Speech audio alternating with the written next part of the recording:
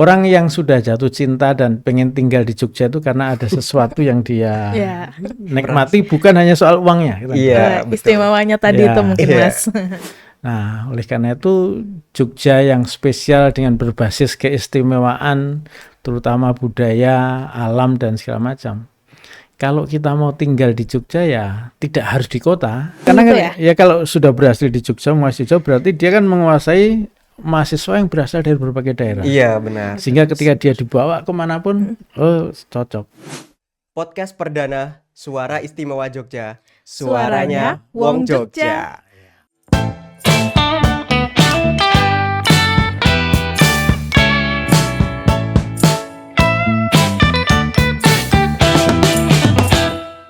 Oke, ini merupakan episode perdana kita. Kita di sini sudah kedatangan tamu yang cukup spesial gitu ya. Di sini kita ada Bapak Heru Purwadi. Halo Bapak. Ya, halo. Selamat siang. Selamat siang. Assalamualaikum warahmatullahi wabarakatuh. Waalaikumsalam warahmatullahi wabarakatuh. Bagaimana kabarnya Bapak? Alhamdulillah sehat dan tetap semangat dan selalu bahagia. Alhamdulillah. Ini kita sangat terhormat karena ini merupakan episode pertama kita ya, Kak Happy ya. Benar. Di sini nanti kita akan coba berbincang. Tentunya nanti sebelum kita berbincang lebih jauh, kita pengen kenalan dulu dengan Bapak Heru, bagaimana profilnya, karena mungkin banyak nih teman-teman yang belum begitu mengenal Bapak Heru gitu ya. Padahal di tahun 2017 sampai di 2022, beliau ini sosok yang cukup penting gitu ya, karena merupakan Bapak Wakil Wali Kota Jogja gitu. Nah, mungkin monggo Bapak kenalan sekaligus mungkin diceritakan terkait dengan aktivitasnya, silakan. Ya, sebenarnya dulu awal-awal meniti karir kan saya lama jadi wartawan, sebenarnya lebih dari 15 tahun jadi wartawan. Kemudian karena lebih cinta dan suka tinggal dan hidup di Jogja, maka ketika ditarik Jakarta ya carane golek pekerjaan dan hidup di Jogja. Iya. Jadi tidak hidup di Jakarta atau di Jogja. Makanya kemudian jadi dosen ngajar di Akindo Akademi Komunikasi Indonesia, sempat jadi pembantu direktur 3, sempat menjadi pembantu direktur 1, sempat menjadi direktur 2 periode, dan kemudian ya kita terjun ke politik juga di Partai Amanat Nasional. Dan juga terjun dengan teman-teman dosen waktu itu untuk mencermati berbagai macam kebijakan-kebijakan di dunia kepenyiaran terutama waktu itu, dan keterbukaan informasi publik yang dulu kita bergerak bareng-bareng dosen dan LSM. Jadi juga banyak aktivitas kita itu ya memang saya tuh ngajar juga, kemudian wartawan juga, paket komplit ya Pak. Sibuk. Ya aktif di sosial juga, macam-macam. Terus juga pernah jadi konsultan politik juga dan segala macam. Jadi kemudian terakhir kemarin di 2017-2022 sempat jadi wakil wali kota.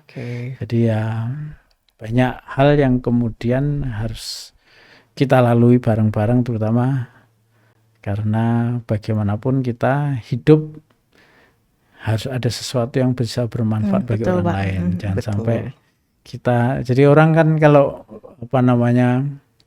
punya kehidupan dan dia hanya asik dengan dirinya sendiri. Kalau saya termasuk orang yang nggak bisa. Ketika melakukan sesuatu, satu harus punya manfaat bagi orang lain, dan kalau melakukan sesuatu harus menjadi sesuatunya itu menjadi yang terbaik. Jadi artinya apa yang kita miliki harus kita berikan semaksimal mungkin. Dan kalau udah misalnya orang kerja itu kadang-kadang kan kerja, setelah jadi kerja dia kerja biasa-biasa aja. Nah, kurang maksimal. Saya termasuk tipe yang dikasih kerjaan ya harus bisa maksimal. Semaksimal yang bisa kita kerjakan. Jadi kita melakukan itu dengan kesungguhan, kejujuran, keikhlasan, dan dengan memang dedikasi untuk memberi manfaat bagi orang lain dan memberikan yang terbaik pada setiap pekerjaan. Selesai itu juga enteng, enak kan itu. Iya, iya, Merasakan bahagia nah, gitu ya ya, itu. Pak. Itu yang kita ingin. Jadi kehidupan itulah yang kemudian mewarnai perjalanan karir saya itu. Oke. Sebenarnya juga bisa jadi motivasi ya Pak buat anak muda dengan track record Bapak dalam bekerja dan juga yang awalnya mungkin fokus di wartawan, kemudian Iya. juga memberi itu pengalaman di bidang pendidikan jadi dosen ya Pak. Iya.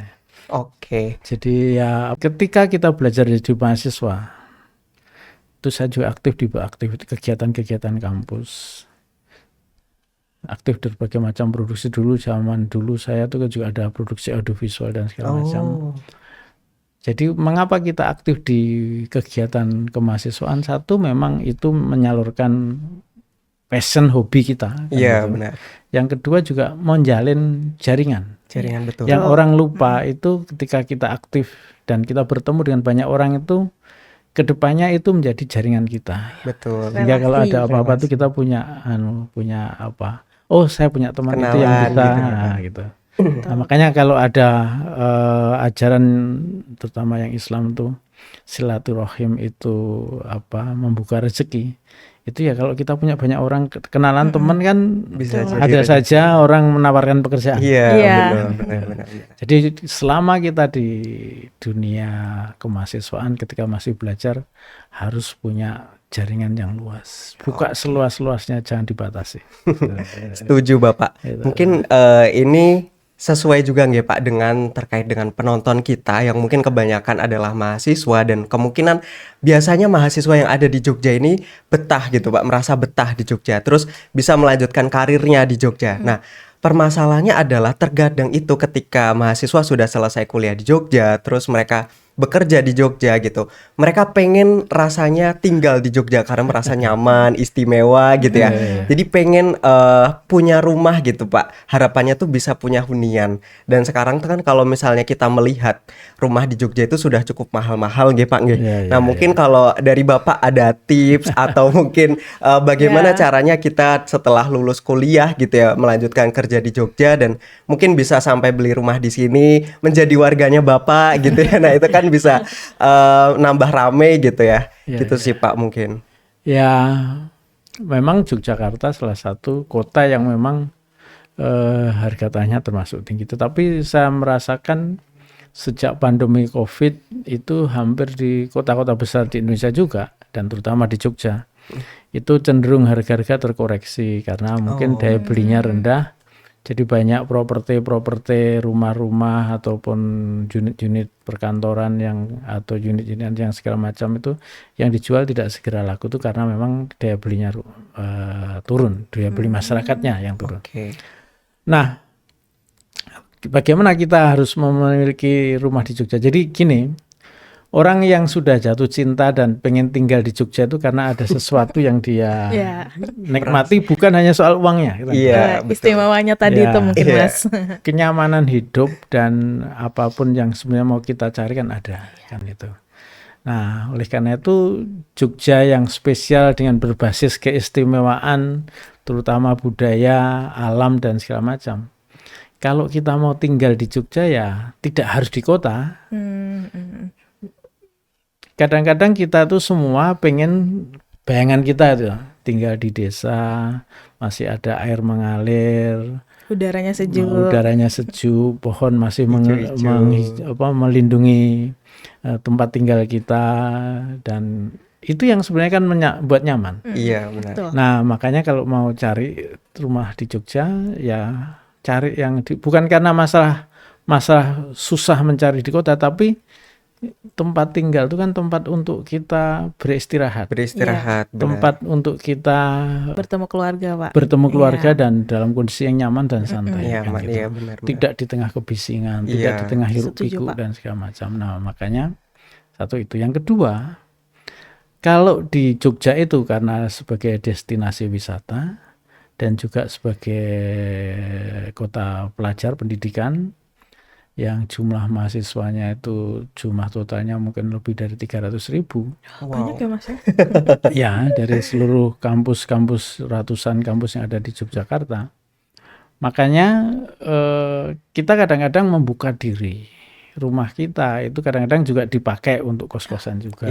Iya, betul. Disewakan untuk wisatawan, Betul. homestay kan gitu. Homestay. Atau bisa juga dipakai untuk jualan ya warung, Bisnis, kafe yang Bisnis, kecil-kecil. iya. Nah, betul. makanya yang penting jangan mencari di kota. Kalau di kota kan memang satu ya bukan hanya soal harganya, tapi kan kadang-kadang orang-orang yang ada di luar Jogja dan pengen datang ke Jogja itu kan menikmati yang khas di Jogja. Iya. Ya, makanya Alamnya harus menciptakan yang khas unik Jogja, Jogja, makanya betul. banyak yang hidup. Makanya sekarang kalau kita lihat banyak rumah-rumah yang diubah jadi homestay. Betul. Di rumah-rumah juga dipakai untuk usaha dan segala macam karena memungkinkan untuk hidup. Berarti Itu ke yang depannya itu ya Pak, pedesaan tuh nanti jadi potensi buat iya, pariwisata kita nggak juga perlu ya. mengubah suasana desanya karena itu yang jadi Unik. unik. Uniknya, betul. Kita harus Spesial. menyesuaikan. Jadi harus menyesuaikan alam di lingkungan kita sehingga kita orang yang tidak biasa hidup di alam itu menikmati Jogja ya alamnya, Betul. budayanya, orang-orangnya kan gitu. Jadi kan harus membangun aura atau suasana kejiwaan orang itu betul-betul seperti homey lah gitu. Iya, gitu. benar. Betul-betul merasa ya saya di rumah di Jogja. Orang selalu mengatakan ya meskipun saya tidak berasal dari Yogyakarta tetapi saya merasakan rumah kedua saya di Jogja kan Iya. gitu. Wih, Gitu. keren. Karena ada suasana nyaman, Nyaman. suasana orang itu merasa bisa melakukan sesuatu di Jogja dengan cukup, tidak berlebihan dan segala macam kan. Iya, benar-benar. Jadi karena kehidupan yang sederhana bagi orang-orang Jogja itu membuat orang tuh merasa sama satu sama lain, tidak ada perbedaan wah ini wong sugih ini enggak wong sugih Iya. kan gitu. Dan juga mungkin kita bisa hidup dengan apa adanya tanpa tergesa-gesa Iya, gitu nggak betul. Pak Ge? Tapi kita bisa menikmati hidup di Jogja karena kita mengikuti irama yang memungkinkan kita nyaman dalam bekerja, dalam hidup dan segala macamnya. Dari Mbak Happy mungkin ada ini pengenan tinggal di mana di Jogjanya? Karena mungkin saya masih setahun ya Pak di Iya, sini. iya. Tapi menurut saya sendiri di Jogja ini emang nyaman Pak. Kebetulan di sini kan fasilitas juga lengkap Pak, dari transportasinya juga. Saya kemarin sempat nyoba bis TJ itu Pak. Iya, iya. Nah, itu saya juga ngerasa orang-orang di sini tuh ramah gitu. Iya, iya. Misal kalau kita lagi jalan gitu nggak ngerti apa-apa tuh ternyata mereka tuh bantuin kita gitu loh Pak. Iya.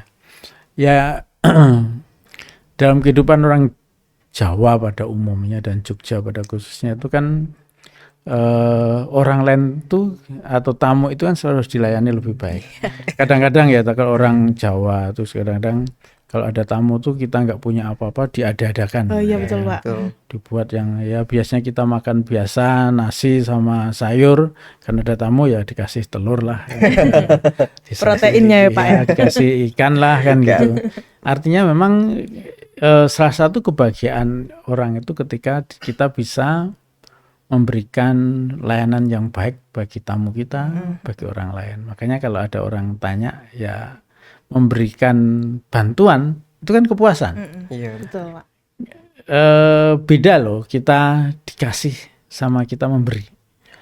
Tingkat kepuasannya itu rasanya di hati itu kan plongnya itu kalau kita ngasih kan. Iya. Iya Pak, betul. Termasuk ngasih pemberi informasi dan segala macam itu kan menjadi sesuatu. Termasuk yang ini ya Pak, bermanfaat bagi orang lain itu tadi ya Pak. Iya. Sebisa mungkin. Jadi harus berprinsip dimanapun kita harus bisa membantu dan beri manfaat bagi orang lain. Gitu. Oke. Posisi apapun. Gitu.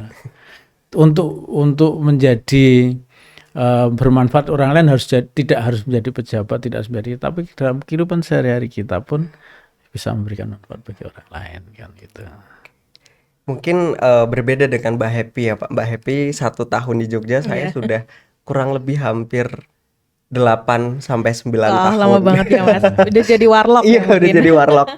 Jadi merasakan bagaimana dinamika perubahan Jogja dari waktu ke waktu gitu. Jadi dulu tuh ngelihat kalau mungkin dulu itu coffee shop itu belum begitu banyak gitu nggak Bang ya. Sekarang jadi cukup banyak dan Ya, ya, ya. semua mahasiswa itu nongkrongnya di coffee shop Ya, gitu. buat mungkin- nugas juga, Mas. Iya, buat nugas juga.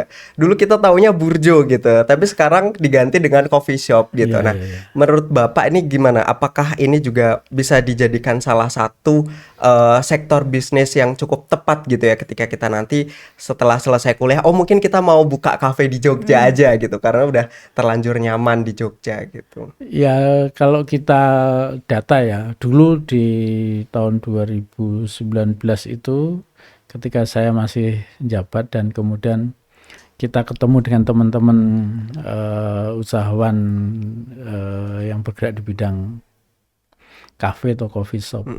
Itu dia melaporkan bahwa kami di Jogja dan sekitarnya itu ada 2.500 outlet Banyak, kafe, banyak, kopi Mas. gitu. 1000-nya itu Happy udah pernah datang. Artinya memang jadi memang ada pergeseran karena ada perubahan atau apa Minat pasar mungkin ya, Pak. ya pergeseran minat generasi yang berbeda. Dari generasi milenial sampai Gen Z itu kan cara kalau kita orang tua milenial itu Pak. kan untuk ngobrol ya bisa di kafe tapi bisa Iya, di angkringan bisa juga di- bisa iya. itu. Nah kita dulu zaman dulu kan angkringan. Angkringan, Iya, bener. ya. Transisi angkringan Ke Kemudian, burjo, terus coffee shop burjo, ya. ya, kemudian macam-macam itu. Nah coffee shop sekarang mungkin memberikan fasilitas yang lebih wifi, kemudian kenyamanan, sehingga orang yang belajar itu kalau zaman dulu saya kalau ada tempat-tempat belajar tertentu kita datang setiap 6:30 sampai jam 9-10 itu kita berada di perpustakaan atau apa sih. Nah, tapi sekarang kan polanya berbeda, belajarnya mengerjakan tugas dan segala macam di kafe. di kafe. Kalau kita dulu di perpustakaan atau di kelompok-kelompok gedung-gedung rumah-rumah tertentu yang memang disediakan untuk belajar kan gitu. Nah, artinya apa? Kita harus mampu membaca adanya pergeseran generasi, tapi juga harus bisa membaca pergeseran minat harapan orang. Iya. Nah, kafe-kafe ini kenapa menjamur? Karena dia mencoba menservis adanya generasi-generasi yang memang perlu mereka menggunakan tempatnya itu untuk belajar, untuk bekerja, mengatur apapun. Iya, iya benar. Jadi kafe yang sukses berarti kafe yang bisa melayani mereka. Jadi sebenarnya masing-masing kafe itu punya pasarnya gitu. Pak. Iya, makanya tinggal kemampuan kita seperti juga pariwisata. Iya. Ada sekarang itu ada perubahan. Orang dulu, zaman dulu kalau orang ke tempat wisata itu kan biasanya datang ke destinasi wisata. Iya. Tapi sekarang mungkin destinasi wisata bukan menjadi tujuan utamanya, tapi dia sana pengen makan saja, Iya. pengen foto-foto saja, pengen ambil gambar, buat konten kan sekarang. Benar, kan gitu. benar. Jadi bukan kalau kita dulu datang ke suatu kota itu destinasi wisatanya kita mau menikmati destinasi wisatanya gitu loh. Main gitu ya, Pak. Main tapi kan sekarang orang beda. Kadang-kadang di kota Jogja datang bukan apa-apa, hanya ingin menikmati suasana Jogja yang misalnya saya seneng ungkapan dari beberapa teman tuh. Kalau kita ke Jogja itu seperti kita menghentikan proses hidup kita yang hiruk pikuk gitu loh. Wih. Sehingga Benar, kemudian kita di sini bisa menenangkan diri, merefleksikan diri sambil minum kopi yang harganya 3.000 di angkringan. Iya, benar-benar. Kemudian bisa ngobrol, ngerokok, itu yang Iya. ngerokok Iya, dan segala iya, macam. betul, Nah, itu seperti mengistirahatkan seluruh organ tubuh kita, jiwa kita, pikiran kita sejenak untuk kemudian mencari inspirasi di Jogja dan balik lagi fresh. Fresh, Nah, betul, gitu. betul, betul. Itu ya. Jadi mungkin itu kalau melihat dari yang apa disampaikan Bapak sebenarnya itu dengan adanya coffee shop dan beberapa mungkin kafe-kafe lain gitu nggak Pak nggih? Itu menambah ruang opsi kita gitu ketika nanti di Jogja baik kita mau berkunjung sebagai wisatawan ataupun nanti sebagai mahasiswa Ya. akan ada lebih banyak ruang gitu nggak Pak Ya. yang bikin Jogja ini istimewa gitu. Sekarang kan rata-rata warung-warung kayak gitu tuh kan mah di pinggir kali. Oh, iya. Yang tadinya orang kita nggak pernah berpikir, wah ternyata kali sungai ini ketika digarap sedemikian jadi lebih indah kan. Iya, betul-betul. Artinya apa? Artinya yang tadi berkaitan dengan rumah, kita tidak harus cari tempat rumah yang ada di tengah kota dan segala macam, tapi cari tempat yang rumah yang unik atau juga bisa untuk usaha dan segala macam kan itu. Artinya di Jogja tuh rumah itu bisa untuk usaha dengan segala macam bentuknya. Betul. Mungkin bisa jadi hidden gem, Mas. Iya. Kalau Anda sekarang bilangnya hidden gem ya. Gitu. Betul. Tempat yang kayaknya zaman dulu melihatnya, wah ini kayaknya nggak bagus nih. Tapi begitu digarap anak-anak muda, jadi keren kan gitu. Ya, jadi salah satu market baru nih gitu. Iya. Bisnis. Jogja itu kan kelebihannya di samping kota heritage, kota-kota lama, warisan-warisan zaman dulu yang masih bisa kita nikmati. Seni. Kita juga seni budaya, tari dan segala macam, dan juga keunikan-keunikan handicraftnya atau kerajinannya. Tapi dari sisi alam kita punya gunung, juga punya laut, punya sawah, punya perkotaan. Jadi di Jogja sebenarnya lengkap. Paket komplit. Lengkap semuanya. Paket komplit ada semua gitu. Mungkin itu yang membuat beberapa orang balik lagi ke Jogja ya Pak ya. Karena kemarin wisata ke gunung, ke pantainya belum. Kemarin udah ke pantai, belum ada tempat-tempat seni yang dikunjungin gitu. Jadi mungkin mereka bisa kembali berkunjung ke Jogja gitu. Dan itu tadi, kadang-kadang Jogja itu dalam rangka untuk mengistirahatkan semua pikiran-pikiran yang gabul, perasaan-perasaan yang gundah, karena pekerjaan, tekanan pekerjaan yang sedemikian rupa. Di Jogja dia merefresh diri. Jadi di Jogja mereka seperti mencharge, mencari energi baru. Dan balik. Nah, kelebihan di Jogja itu juga karena di Jogja itu ada lebih dari 117 kampus, dan itu juga terdiri dari berbagai macam program studi, berasal dari berbagai macam daerah. Yang menjadi kekuatan itu kan orang yang tinggal di Jogja itu kan berinteraksi dengan berbagai macam latar belakang budaya, suku, agama dan segala macam. Sehingga orang yang di Jogja, tinggal sekolah di Jogja dan segala macam itu seharusnya kalau dia bisa memaksimalkan potensi yang ada, tidak hanya dia dapatkan ijazah, pengetahuan, keterampilan, tapi juga bisa belajar budaya dari interaksinya dengan teman-teman dari daerah lain. Kita ketemu, dan dari daerah-daerah itu pasti kita akan mendapatkan pengayaan pada jiwa kita, diri kita segala macam. Orang yang tidak pernah, mungkin belum kita pernah ketemu dengan dialek-dialek tertentu, kita ketemu. Ya tak? Iya benar. Nah kemudian ya ternyata cara pandangnya tidak sama. Tapi dalam cara pandang nggak sama itu ada proses dialog, dialektika yang kemudian kita jadi nyaman bareng kan gitu. Nah orang yang di Jogja, tinggal di Jogja, kemudian dia dapatkan sesuatu yang yaitu tadi suasana yang di kota Jogjanya budayanya seninya bagus, tapi interaksi dengan berbagai macam orang.